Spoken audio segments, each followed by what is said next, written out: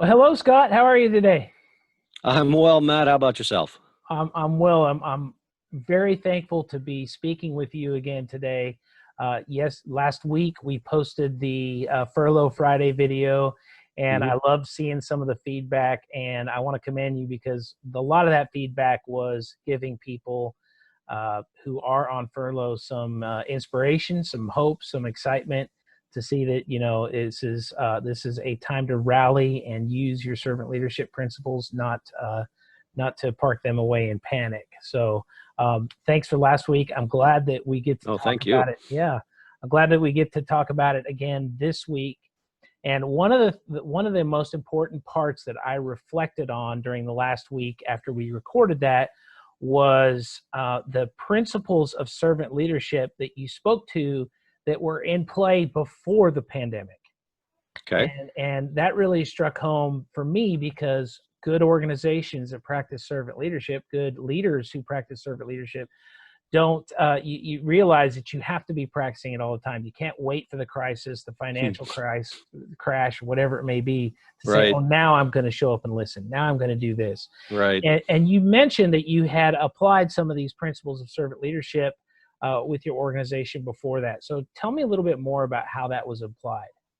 Sure. So, when a leadership team at a site, so I worked for a mining company, and the organizations, with different mines, different sites. If a leadership team reached out to us, it was typically because we need to work on getting a little better leadership style here. Maybe we're a little too much command and control. Maybe we want to be a little more collaborative. What can you help us with?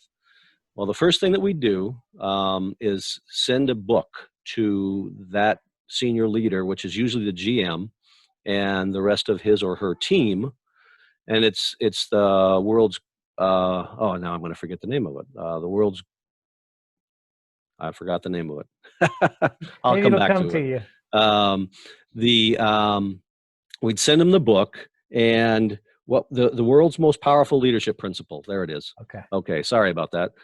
We'd send them that book, and we'd say, go ahead, read this, and um, when you're done, let me know. So usually within a couple of weeks, I'd hear back, and the leader or leaders would say, you know what, we love this book.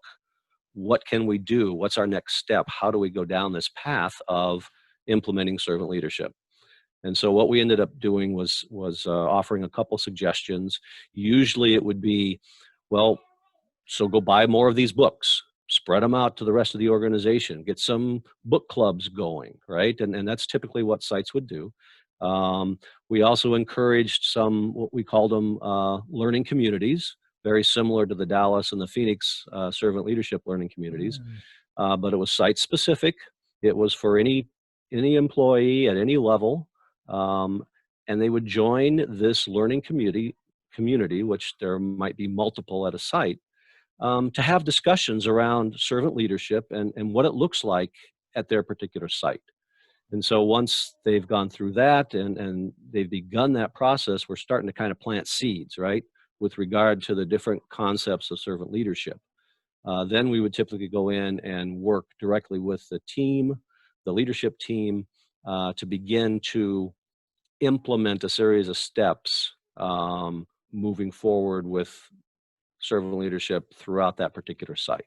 So does that answer your question? That's awesome. And so what I'm thinking about is that as you were out teaching servant leadership, and now that you and your team have been placed on furlough, the perspective has changed in terms of where you sit, but now Hmm. is an also opportunity to practice those servant leadership principles that you've taught for yourself. Has that been a Absolutely. factor since you've been on furlough? It has, and as I think about it, there are a couple characteristics that really I've fallen back on, if you will, um, with my team as we're going through this furlough process, and I think the two that really stick out for me are empathy Mm. and listening. And so I spend a lot of time talking with my team, spend a lot of time listening, trying to understand where they're at, how they're feeling, what's going on. And then, of course, just in general, being empathetic and trying to put myself in their position for, whatever is the issue that's going on for them. So those, not that the others aren't applicable as well. It just seems that those two really are kind of floated to the top, if you will. So listening is one of my favorite principles of servant leadership, that the servant leader always approaches a problem by listening first, which for many of us we're really good at jumping in and solving problems. And so I don't always want to listen. I want to jump in and just get it done. Yep. Instead of listening first. So how has that concept of listening first applied to you personally in your furlough, or what does that look like for you? I think it does. When I might have a team member call to have a discussion about something, I'm just sitting back. I'm letting them talk, letting them work through things. Now it's not happening all the time. It was much more when this first happened. We've been in it now for going on 5 weeks, I think. So it's kind of mellowed out a bit, if you will, and we're pretty comfortable is not the right word, but we're kind of getting comfortable with, okay, here we are, and we're just kind of waiting to see what happens next. But that listening, it's amazing what comes out of you if you're allowed to speak and not have to concern yourself with editing yourself or worrying that if I say something that's going to be taken the wrong way or you're going to think badly of me. When that goes away, it's really easy to get to deep discussions. You know what? I think not. I'm glad that you were able to provide some of those examples, because I'm seeing some of those examples from organizations now. I was just going to ask you, you're out and about. What are you seeing? Yeah, I think that it's organizations that have practiced good servant leadership principles or leadership principles, period. It's almost like this crisis has put a sudden spotlight on behaviors. Yeah. And sometimes it's a spotlight that they don't want shown. Because that's, I think it's a Warren Buffett quote that you can't tell who has a swimsuit on and who's naked until the tide goes out. Right. And the tide is out, right? And absolutely. Some of the best examples, I think one of the best that I'm seeing right now is Gary Kelly, CEO of Southwest Airlines, has been putting out these public Ask Gary video segments. And they're actually crafted for internal use, but they have the courage to put them out to the public as well. And so I see the element of listening. He's responding to questions that are bubbling up amongst 60,000 plus people. So there's listening going on there. I'm really impressed with the aspect of foresight. Greenleaf wrote a lot about foresight, and it's one of the trickiest ones to navigate, because it's that somewhere between a wild guess and basing it on factual data that trending and seeing going in a direction. Right. And I think, I've heard Gary Kelly mention many times that they have a company goal to never furlough, never lay off. They never have yet. Yet right in the next sentence, he will say, hey, sorry. hi. No, I'm sorry. Good. Hey, baby girl, we're recording something. So can you just need to give me a hug because you're leaving? Okay. I love you very much. See, that's Matt. You want to say hi to Matt? Hi, Matt. Hi. Nice to meet you.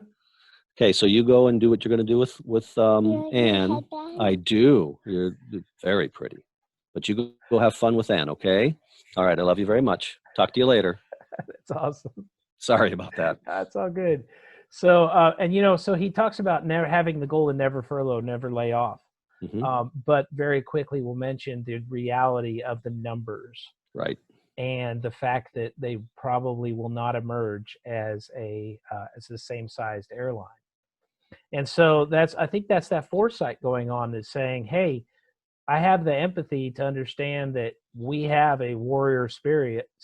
We always have to get through this. But the reality is the foresight, the writing is on the wall, and I'm reading it, and I'm going to confront it instead of avoid it down the road and say, hey, this is the reality of the situation. It takes courage to do both of those. It does. And so I'm curious, just from your perspective, that foresight, do you think that foresight is, what's the word, is kind of being strategic in nature, doing scenario planning and that kind of thing, but also bringing in the reality of, look, we've said that we don't want to furlough. We never have. We hope we never will. But here's the reality. Yeah. And so, how do you reconcile that here's reality and here's where we want to be, right? Scott, when I get inquiries about servant leadership, one of the predominant misconceptions is that servant leadership is all about feeling good, being motivational. Mm-hmm. And yes, that is an element of servant leadership, but the best servant leaders that I know, they also knew their math. They knew their business. They were Right. technically sound. You don't just get to feel good about it all. You have to be, you have to know your business. And so I think that is that fine balance that you're talking about confronting reality, but it's also not going to beat you down. Right. It's also not going to determine your future. Understanding that foresight's a prediction, but it's a prediction based upon you and your team's behavior, and that's why it's so powerful.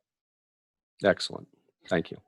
Well, Scott, I'm glad we were able to do this again. As I told you, but I'll tell everyone else, you notice my backdrop has changed, the video quality has changed. That's because last Friday, right after I posted the video, the Roomba vacuum came into my office, and as I'm typing on my laptop, the vacuum snags the charger cord and literally drags the laptop away from me as I was typing. Crash, burn, total loss. So we're all on backup systems here until I can get the replacement. But I'm really glad we were able to do this. Me too. I think we should do another one next week, and I think we're going to have maybe a guest, someone else who is on Furlough. Furlough, wonderful. Some of her experiences and bring some more value. I'm going to offer that we leave with another Greenleaf quote, and this one's on foresight. Perfect. Greenleaf wrote, "The failure of a leader to exercise foresight may be viewed as an ethical failure. A serious ethical compromise today is sometimes the result of a failure of foresight at an earlier date when there was freedom to act." He wrote that in 1970, 1971. I think it's just as valid today. Absolutely. Absolutely. Thank you for that, Matt. That was great. Awesome. Thank you, Scott. See you next week. Have a good day. Bye.